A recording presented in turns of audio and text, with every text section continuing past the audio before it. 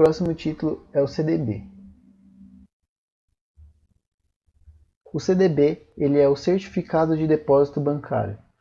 Eles são títulos de captação de recursos utilizados pelos bancos para financiar suas atividades. Então, lembrando, no Tesouro Direto é um título que o governo emite. No caso do CDB, são os bancos. Você não precisa decorar o que significa cada sigla dos títulos que eu vou te falar aqui, porém você precisa entender as características deles e as particularidades de cada um. Então, como características, o CDB possui um baixo risco. Por que ele é de baixo risco? Porque é um título emitido através dos bancos. Então, o seu maior risco, no caso, seria da sua instituição quebrar. E mesmo que quebrasse, ele é garantido pelo FGC, então você não tem do que se preocupar em relação a isso. Ele possui taxa zero de administração e custódia, ou seja, você não vai pagar nenhuma taxa. Ele é acessível em torno de R$1.000, mais ou menos. Tem algumas corretoras que oferecem esse produto por R$1.000, R$10.000. Então gira em torno mais ou menos dessa faixa. Eles podem ser prefixados, pós-fixados ou híbridos. Então prefixados é aquilo que a gente já viu no Tesouro Direto, funcionando da mesma forma. Ele vai ter uma taxa lá que vai ser fixa durante o ano inteiro. Os pós-fixados, normalmente, no caso do CDB, eles vão ser atrelados ao CDI. Então você vai ver lá algumas opções como 100% do CDI, 120% do CDI e por aí vai. E no caso dos híbridos, seria o pré-fixado junto com o pós-fixado, que no caso do Tesouro Direto seria o IPCA. Normalmente esses outros títulos também são atrelados ao IPCA. Então ele tem aqui o CDI como principal indexador nos títulos pós-fixados e o IPCA no caso dos híbridos. E ele também é uma excelente opção para quem busca uma diversificação no seu portfólio de investimento.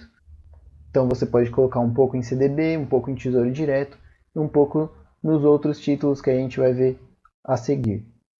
E por fim, o imposto de renda dele segue a tabela regressiva, que é uma tabela que a gente vai olhar no módulo de imposto de renda. Mas basicamente é o imposto que incide após a retirada do seu investimento ou após o vencimento do seu título. Mas basicamente é um imposto que varia entre 22,5% e 15% do lucro obtido nesse tempo de investimento. Aqui é um exemplo de como aparece esse título no site da corretora. Então você tem o nome dele, então é o CDB, o nome da instituição que está oferecendo esse CDB.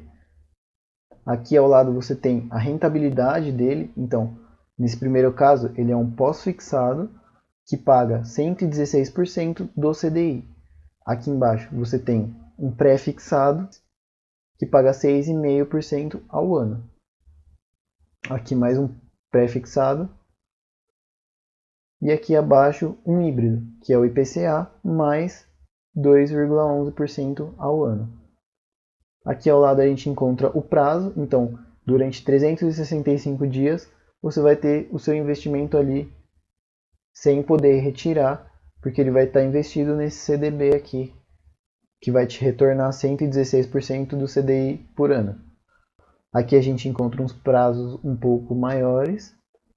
E aqui por fim você encontra a aplicação mínima necessária para investir nesse tipo de título. Então aqui você tem R$1.000, R$10.000, R$20.000 e assim por diante. O nosso próximo título é o LC. Os LCs são as letras de câmbio, que são empréstimos dados a financeiras em troca do recebimento de juros, que é bem parecido com os outros títulos. Eu vou explicar como ele funciona, mas não necessariamente você precisa guardar isso como um fato necessário para saber na hora de investir. É mais por curiosidade mesmo. Então, nas letras de câmbio, as financeiras emitem títulos de crédito negociáveis no mercado, ou ordens de pagamento que envolvam três partes, que são o emitente, ou sacador, o aceitante, ou sacado, e o beneficiário investidor, que é o tomador. O emitente é uma pessoa que paga determinado valor pelo título a fim de lucrar com a sua valorização. Esse seria o investidor primário, no caso. Porém, com o passar do tempo, ele comercializa esses títulos no mercado secundário como forma de rentabilizar mais ainda ou mais rapidamente esses títulos. O aceitante é a instituição financeira que gera a letra de câmbio como forma de captar os recursos para ela, para utilizar nas suas operações. E o beneficiário investidor é a pessoa que receberá o valor do título corrigido após comprá-lo do emitente. No caso, seria um investidor secundário. Mas vamos para as características, que é o que vocês têm que guardar. Então, em geral, a aplicação mínima que ele possui é de R$ 1.000 também, assim como o CDB. Eles podem ser pré-fixados, pós-fixados ou híbridos também, da mesma forma. Tem o CDI como principal indexador nos títulos pós-fixados e o IPCA no caso dos títulos híbridos, assim como o CDB também. É protegido pelo FGC, não possui taxa de administração e custódia. O IR também segue a tabela regressiva e o resgate pode acontecer apenas no vencimento. Então ele é muito parecido com o CDB. A diferença está na origem de como ele funciona, assim como eu acabei de explicar. Mas o funcionamento para nós que vamos investir, ele é o mesmo que no CDB. Aqui a gente tem uma foto de uma outra corretora, mas que ambas funcionam da mesma forma. Ambas vão ter o CDB, vão ter o LC e vão ter os outros títulos que a gente vai explicar. Então aqui primeiramente a gente tem o nome com o vencimento, aqui o vencimento mais detalhado, do dia, o mês e o ano, a rentabilidade que ele possui, então no caso aqui ele é um pré-fixado, pois possui uma taxa fixa aqui de 6,8% ao ano, esse daqui de 6,4%, esse daqui de 5,9%. Aqui mais para baixo a gente encontra os pós-fixados, no caso 123% do CDI, 120% do CDI, 118,5% do CDI. Então no caso dos pós-fixados é só você pegar a taxa do CDI no momento e multiplicar por essa porcentagem. E assim você compara com o investimento pré-fixado ou com um híbrido, em termos de taxa. Aqui nós temos a liquidez, que no caso dos LCs é igual ao vencimento.